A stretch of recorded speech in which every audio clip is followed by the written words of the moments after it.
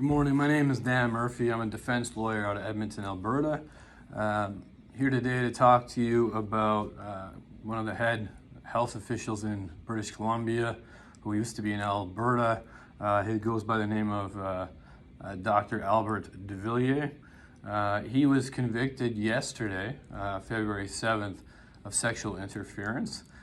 Essentially, he befriended a family and molested their child when he was very young.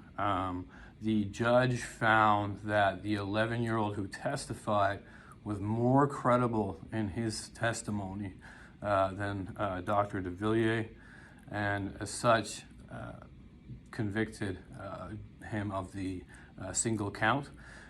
This is obviously a very serious charge, very serious implications. He's to be sentenced on February 13th. When he's sentenced, he can expect that he's facing very stiff penalties. The range for these sentences moves from 3 years on up, so he'll be in a federal penitentiary. There's also ancillary orders, which are orders which go along, such as giving DNA, being on the sex offender registry, among others.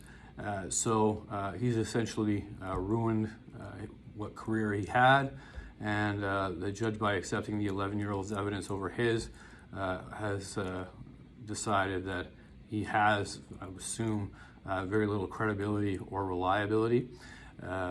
However, there was nothing in the article in the Edmonton Journal about whether she rejected the evidence of Devilliers.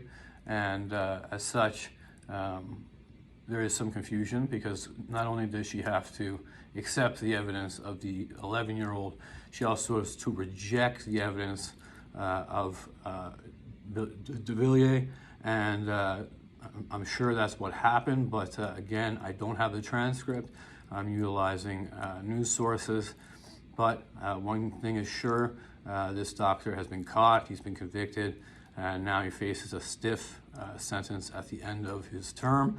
And February 13th will be the day he is sentenced, and he's likely going to, what they say, walk out the side door, which means go directly to prison afterwards for a long stint. Okay, so that's the news article today. Relevant because it shows, one, to be extremely careful with your children. Devilliers obviously looks great on paper, but had obviously significant issues. He had basically wiggled his way into the family and created a position of trust, and this may be a factor on sentencing as well. However, it depends if the Crown can establish that fact. That's all I have for today.